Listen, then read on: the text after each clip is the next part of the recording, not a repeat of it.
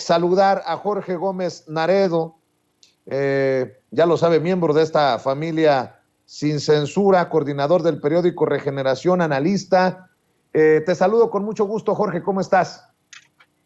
Hola, ¿cómo estás, querido Vicente? Pues muy contento de estar acá con todo el auditorio de Sin Censura y pues ya aquí listos para debatir. Claro que sí, y saludo a Enrique Quique Legorreta, periodista independiente, coordinador editorial de Regeneración MX y miembro de esta familia Sin Censura. ¿Cómo andas, Quique? ¿Qué onda, Vicente? ¿Cómo estás? Me da gusto saludarte. Aquí, tuvimos aquí unos problemas con el internet, pero nada, aquí a la orden, escuchando toda la información y un abrazo también a Cés y David y a Jorge del otro lado. Claro que sí. Déjenme iniciar con esto que me acaba de enviar nuestro jefe de información, Mario Toledo.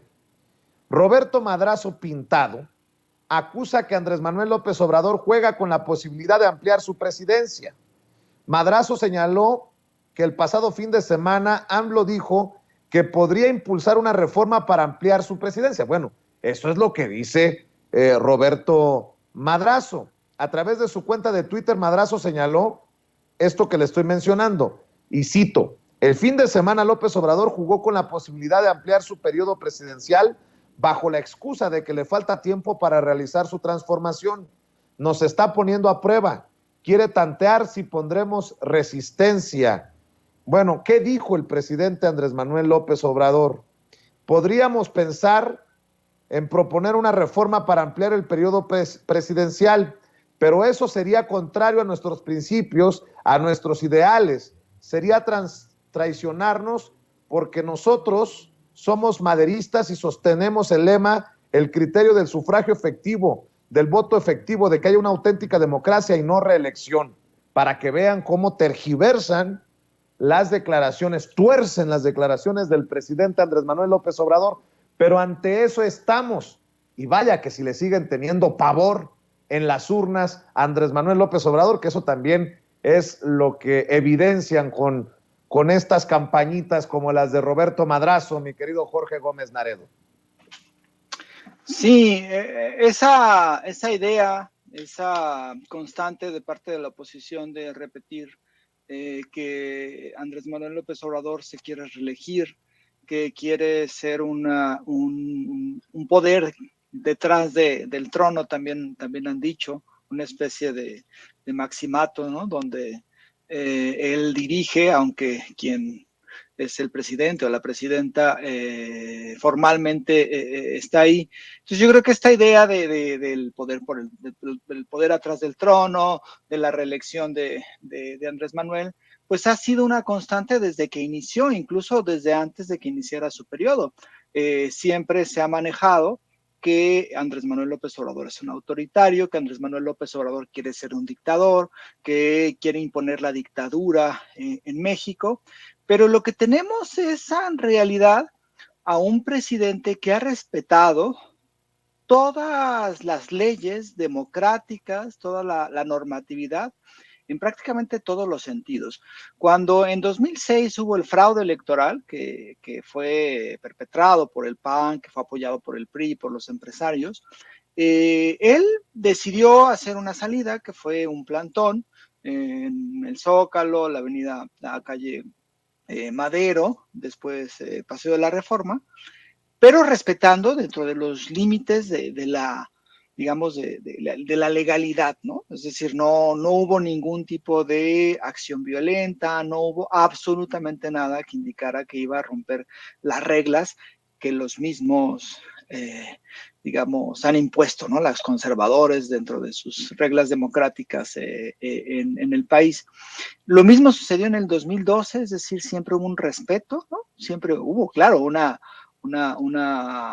señal, ¿no? Decir que las cosas se habían hecho mal, que no había democracia, pero siempre respetó eso. Cuando llega a la presidencia, pues ha respetado en todo momento eso. Por eso me parece que esta es una idea muy gastada, que han querido repetir y que repiten constantemente, pero que no tiene impacto, ¿no? Es decir, lo ha repetido muchísimas veces y como la mayoría de las cosas el presidente las cumple, yo creo que él se va a retirar. Ahora, si él quisiera reelegirse o alguna cosa así, por supuesto que ganaría de calle, ¿no? O sea, pero él siempre ha dicho que es que respeta, ¿no? El ideal de no reelección, que es un maderista, que sus principios es no reelegirse, y me parece que lo va a cumplir. Me parece que es algo que muchos no quisieran, ¿no? Quisieran que digamos, continuara dentro de la política, que fuera un factor, ¿no? Dentro de Morena, dentro de la Cuarta Transformación, pero él ha decidido que termina su sexenio, se va a su rancho, a Chiapas, y pues que ya no va a participar en política, y seguramente así lo hará. Y pues sí, pues estos se quedan en discursos vacíos, y además, pues a mí me parece que es lo más sano digo, ojalá participara, pero pues es lo que va a hacer, y no va a repetirse como otros expresidentes, ¿no? Como lo que están haciendo ahora Felipe Calderón, que todos los días sale y habla como si fuera el presidente, como que si quisiera seguir gobernando. Ahora Ernesto Zedillo, ¿no? Vicente Fox, que sale a hablar en Twitter, pues para, digamos, evidenciar claramente que tiene problemas de salud mental. Incluso el mismo Carlos Salinas de Gortari, que también en muchas ocasiones ha salido a hablar.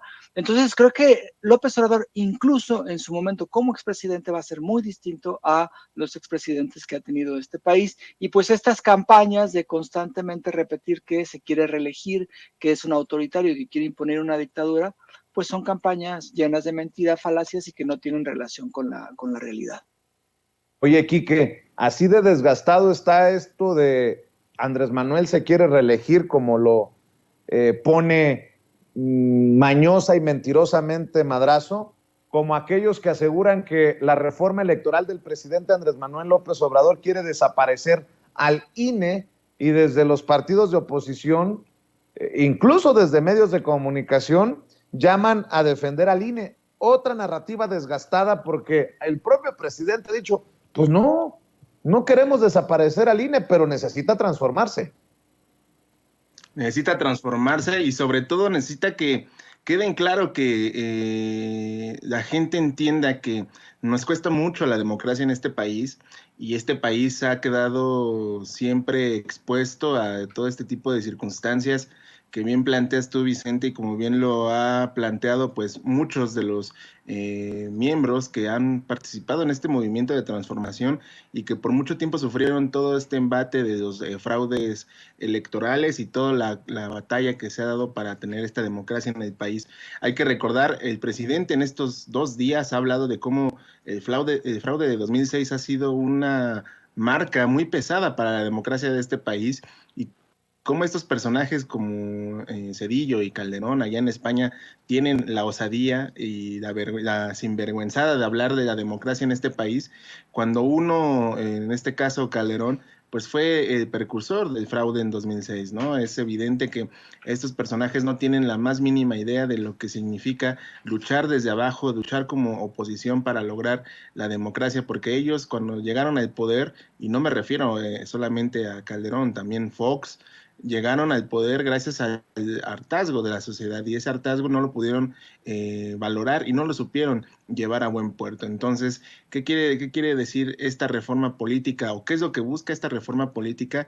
Pues uno, dejar de los atrás de esos tiempos de excesos y abusos por parte de este órgano electoral, que sin duda ha demostrado tener una deficiencia a la hora de actuar en cuanto a temas electorales, ¿no? Sabemos muy bien que sus consejeros han hecho cosas que no deberían de hacerse y que se han subido a papeles que no les corresponden. Sin embargo, ellos creen que por meterse en la bandera de la autonomía, pues son capaces de defender lo que ellos llaman al INE, ¿no? Al INE, que si bien en el 2018 le dio el triunfo a Andrés Manuel López Obrador, no nos vamos a cansar de decirlo, no fue por el INE, fue con el INE aún así, ¿no? ¿Por qué? Porque los votos le dieron la mayoría victoriosa a Andrés Manuel López Obrador. La gente fue la que salió a las calles a votar, y hasta ese momento era la elección con mayor participación por parte de la ciudadanía. Entonces, ¿se requiere el cambio en el INE? Por supuesto que se requiere el cambio en el INE.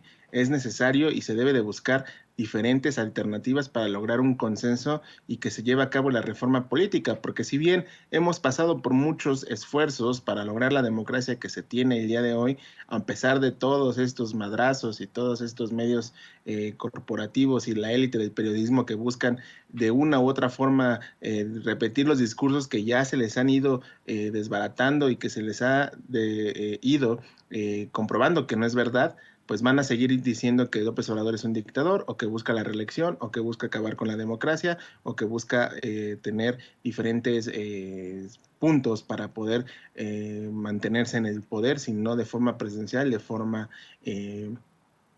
externa. Entonces, ¿requeremos de reforma política? Por supuesto que se requiere de reforma política. Hoy inician los trabajos en la Cámara de Diputados para este diálogo de conocer qué se tiene que llevar a cabo en esta materia, y esperemos que se llegue a un acuerdo con la mayoría de las propuestas que se busca reducir el impacto que tiene el INE no solo en la democracia, sino también en las finanzas públicas, que es ahí donde más le duele a todos. El dinero es lo que más le compromete al INE y sobre todo a los que están atrás de ellos, Vicente.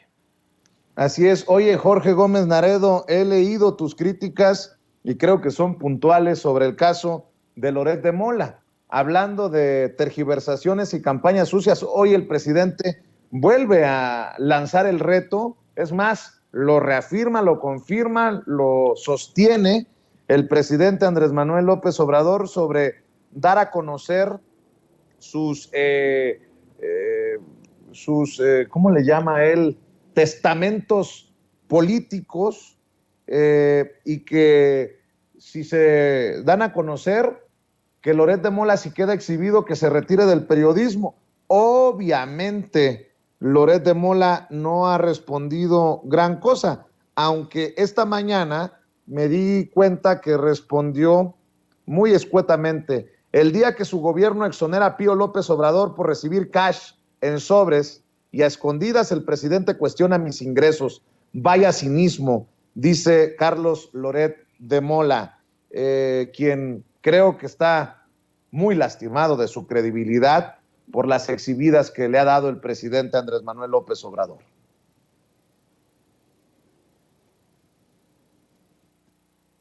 Querido Jorge. Sí, ya. Fíjate que esto viene del reto que hizo ayer Andrés Manuel a Loret de Mola. Pues ya sabes que muchos articulistas piensan que el periodismo de opinión es inventar cualquier cosa, darla por cierto, y entonces establecer así como escándalos. Hace creo que 4 o 5 días, Carlos Loret de Mola en el Universal publica un artículo donde prácticamente afirma que la idea de Andrés Manuel López Obrador, que va muy ligada a esta idea de la dictadura, de que se quiere reelegir, de que quiere seguir mandando en México, Loret de Mola afirma que va a imponer o que su idea es que en el 2030 el hijo de Andrés Manuel López Obrador, el hijo Andrés, digamos, chico, sea presidente del país, ¿no? Que sea primero Claudia Sheinbaum y que después sea Andrés Manuel, y que está escrito en su testamento político. Este texto de Loret de Mola inicia con una frase como fuentes informadas de Palacio Nacional, o alguna fuente muy allegada a Palacio Nacional me ha dicho esto.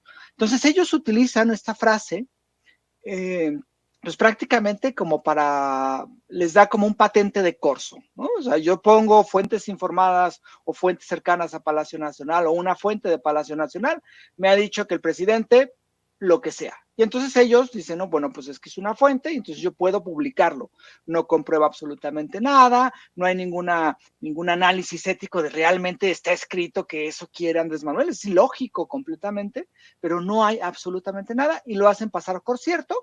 El Universal publica, tanto de forma física como en su página web, lo comparte y todo, esto como si fuera cierto. Y hay aquí un problema que tiene que ver con que no se puede, aunque sea periodismo de opinión, realizar ese tipo de ficciones. Entonces, la respuesta de Andrés Manuel pues fue esa, ¿no? Un reto. Pues por supuesto que es tan obvio que es mentira lo que Loret de Mola dice, que le dice, bueno, pues doy a conocer mis testamentos políticos, que son dos, uno que fue hace 5 años, creo, o lo mencionó, y otro que es reciente, y si en esos testamentos políticos, que creo que están en notario, está lo que dice Loret, pues él se retira de la política, y si no, pues que se retire Loret del periodismo y que se ponga a hacer guiones de televisión.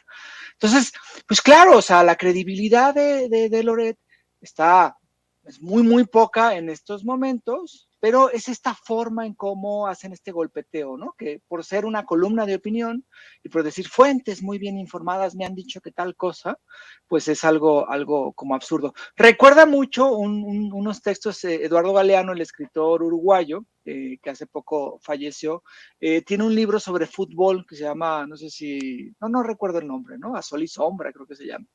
Y entonces, cada 6 años que hay mundial y que próximamente va a haber mundial, él escribía un texto sobre el mundial y ponía siempre fuentes muy bien informadas indican que Fidel Castro está a punto de caer, ¿no? Entonces son como 6 mundiales en donde fuentes informadas pues dicen una mentira, ¿no? Así más o menos es el modus operandi de esta prensa golpista, donde inventan cualquier cosa y se justifican diciendo que fue una fuente la que les indicó tal cosa, y pues eso en realidad no es hacer periodismo y eso es hacer golpeteo, y tenemos claro que Carlos Loret de Mola es lo que hace, golpeteo político y que obedece a sus patrones. Bueno, mi querido Quique Legorreta, me acaba de compartir Toño Ruiz que Loret de Mola ayer en su programa de W Radio respondió, como no lo ha hecho en Twitter, ojo, y cito lo que dijo Loret de Mola, este es un cinicazo, parece que generó mucha indigestión en el gobierno una columna que publiqué hace unos días. Se ve que el presidente está urgido de que deje de hacer periodismo, lo entiendo. Le hemos sacado todos sus trapitos al sol. Imagínese hacer apuestas con ese tramposo. No, vamos a ver la realidad. El hijo de López Obrador va a buscar una carrera política. Yo no quiero que el presidente pierda la apuesta, ni voy a hacer la niñería de usted deja de ser presidente, yo dejo de ser periodista, dijo, y pidió un poquito de nivel. No.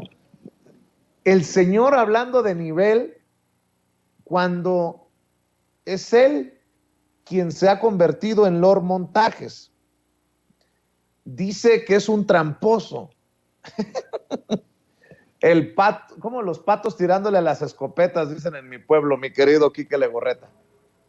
No, y deja tú eso, o sea, se lava las manos al decir que el presidente López Obrador está jugando a querer desviar la atención y a querer decir que no quiere que afectar la imagen presidencial y que, ¿no? O sea, está todo planificado. Es como decía hace rato que mostraban el video de Octavio Oro, el director de Pemex, que decía que les gusta tirar la piedra y luego echarse a correr. Bueno, es lo mismo, o sea, Loret está haciendo lo mismo, ¿no?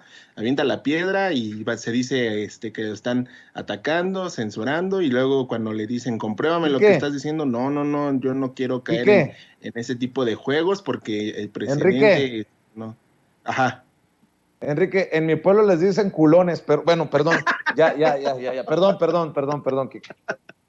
Les dicen culones, les dio sacatito para bañarse a Loret, porque pues obviamente no tiene cómo comprobarlo. Las fuentes del palacio ya sabemos cuáles son unas bonitas obras que hay dentro de los patios marianos ahí en Palacio Nacional, y evidentemente les gusta, no solo a Loret, también a todos los columnistas de la élite que se dedican a escribir sobre el presidente o el gobierno, les gusta decir que las fuentes y fuentes cercanas, y pues realmente esas fuentes cercanas nada más les dan pues materia muerta, porque realmente no tienen nada con qué comprobar lo que dicen. Y bien lo dices tú con la respuesta que dio ayer en W Radio, que no quiere apostar porque al final va a decir, si pierde y es real, va a decir el presidente que no, que todo fue un acto planeado. Pero también se justifica Loret al decir de que si al final de sexenio ocurre, o en unos años ocurre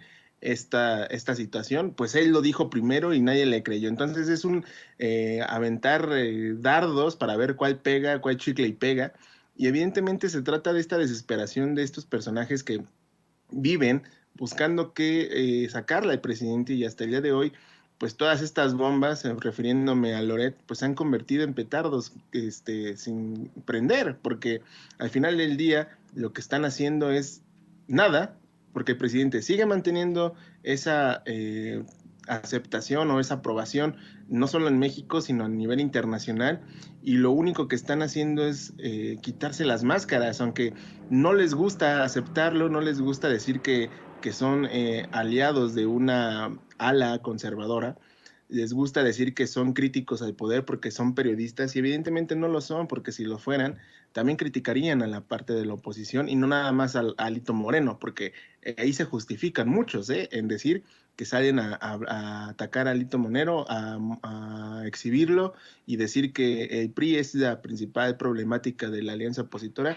y pues ese boleto ya se les acabó. Entonces hay que esperar qué nuevos inventos o nuevas historias de telenovelas se va a inventar Loret y compañía, o de los medios corporativos, porque andan muy desatados, y evidentemente pues de aquí a las elecciones del Estado de México, y hay que tener un punto ahí, paréntesis, un punto muy importante en el tema del Estado de México, porque no nada más se juega el poder político, también se juega el poder económico, porque ahí es uno de los estados con mayor presupuesto en este país, y que de muchos medios, y no quiero solo hablar de Televisa, que se ha beneficiado de ese estado, son parte de esta estructura de poder y de poder mediático que hay detrás. Entonces, todas estas campañas tienen un fin. Hay que ver más allá del simple hecho de ser Loret o de los ataques a Loret. También es un tema del poder económico que sí se sigue afectando, y que al día de hoy podemos dejar en claro si les molesta que se les haya quitado esa parte, Vicente. Así es, ya me regañó mi amigo el profesor Paulino Gámez desde Álamos, Sonora. Me dice, no seas tan alameño, se dice fundilludo. Bueno, mi querido Paulino, te mando un abrazo hasta Álamos, Sonora. Y precisamente sobre estos personajes, pues resulta que la oposición en la última ronda, para despedir mi querido Jorge Gómez Naredo, mi querido Quique Legorreta, la oposición ahora trae a otro héroe, a otro prócer, que es Ernesto Zedillo. Por cierto, la jefa de gobierno de la Ciudad de México, Claudia Sheinbaum, le puso una tunda tanto a Ernesto Zedillo como a el expresidente panista Felipe Calderón, por lo que dijeron precisamente allá en España. Es indignante lo de Felipe Calderón y Ernesto Zedillo, dice la jefa de gobierno Claudia Sheinbaum. Vea y escuche. Muchas gracias por ver nuestras videocolumnas, y en esta ocasión quiero decirles algo que realmente me pareció indignante. Hace unos días, Ernesto Zedillo y Felipe Calderón participaron en un foro que condujo Mario Vargas Llosa para hablar del populismo y decir que está en riesgo la democracia en México y en América Latina, así como el crecimiento económico. La verdad, en el caso de México, la pregunta es, ¿por qué tienen tanto miedo a que cambie el Instituto Nacional Electoral? ¿Por qué no quieren que sea aprobada la reforma electoral presentada por el presidente Andrés Manuel López Obrador?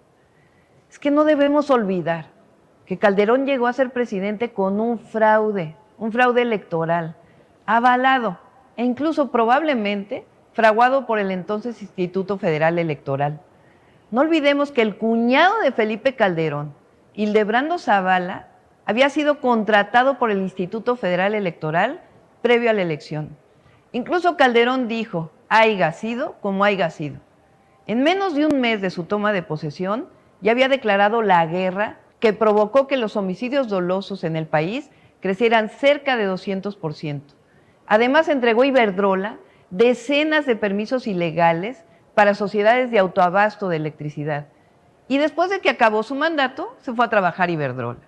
En el caso de Ernesto Zedillo, viene a hablar de crecimiento económico cuando a menos del primer mes de su llegada ocurrió el error de diciembre, que llevó a cientos de miles de mexicanas y mexicanos a perder sus negocios, sus inmuebles. Se rescató a los bancos con el llamado Fobaproa, provocando una deuda que todavía hoy asciende a más de 1 billón de pesos, que vamos a seguir pagando por generaciones y generaciones todas las mexicanas y mexicanos. Pero peor aún, ese rescate bancario estuvo plagado de corrupción e irregularidades, convirtiendo deudas privadas en deuda pública para beneficio, en algunos casos, de sus amigos. También Zedillo vendió los ferrocarriles, provocando el desmantelamiento de las vías férreas de nuestro país. Y después de que terminó su mandato, adivinen qué, se fue a trabajar a una de las empresas beneficiadas por esa venta. La verdad es que no tienen autoridad moral para venir a hablarle al pueblo de México sobre economía o sobre democracia. Pero quizá lo que pasa es que el bloque conservador se quedó sin voceros y ahora están recurriendo a los expresidentes, así de mal están. La mayoría de los mexicanos y las mexicanas quieren la transformación.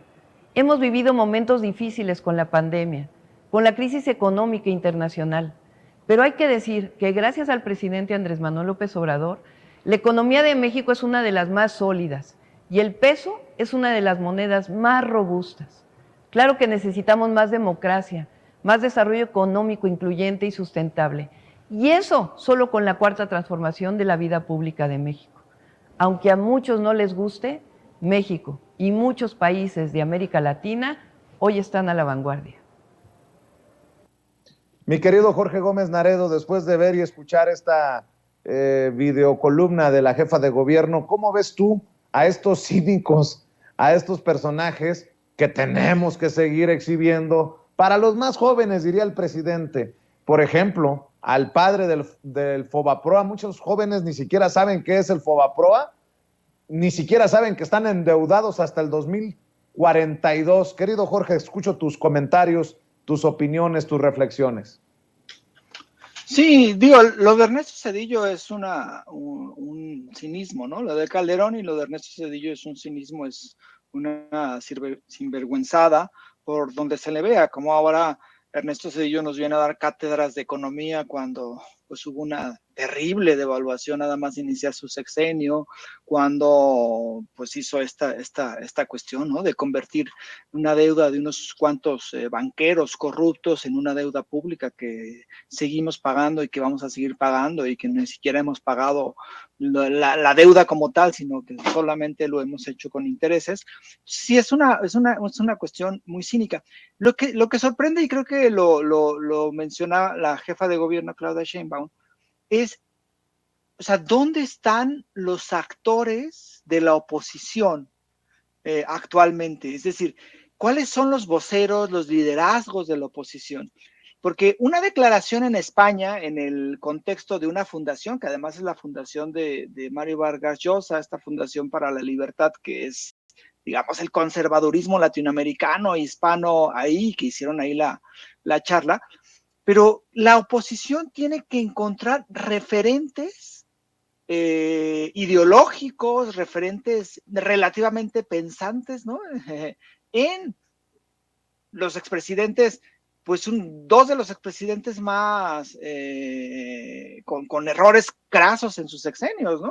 O con sexenios de caos, como fue el de Zedillo y el de Felipe Calderón. Pues es decir, tan sin rumbo, tan desvencijada, tan sin ningún tipo de consistencia, actualmente los opositores buscan a estos referentes que pues son así como referentes que yo creo que en lugar de ayudar, pues perjudican a esa oposición.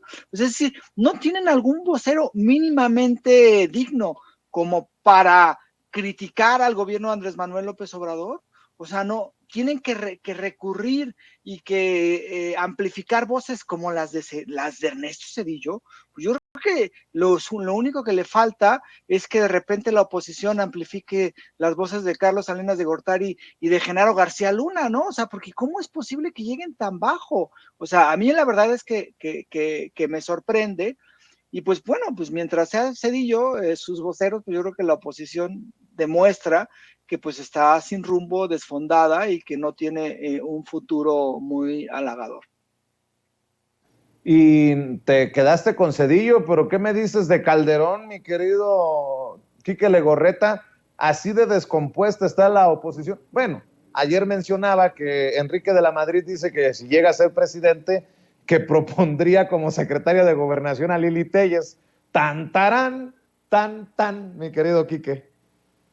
No, y desafortunadamente, en la oposición cree que con estos perfiles van a lograr tener la aceptación de la ciudadanía y pues no es así, ¿no? Es el tema de todos los días, ¿no? ¿Cómo es posible que estos personajes crean que la ciudadanía o los mexicanos se les piensen que ya se les olvidó lo que han hecho por tanto tiempo, ¿no?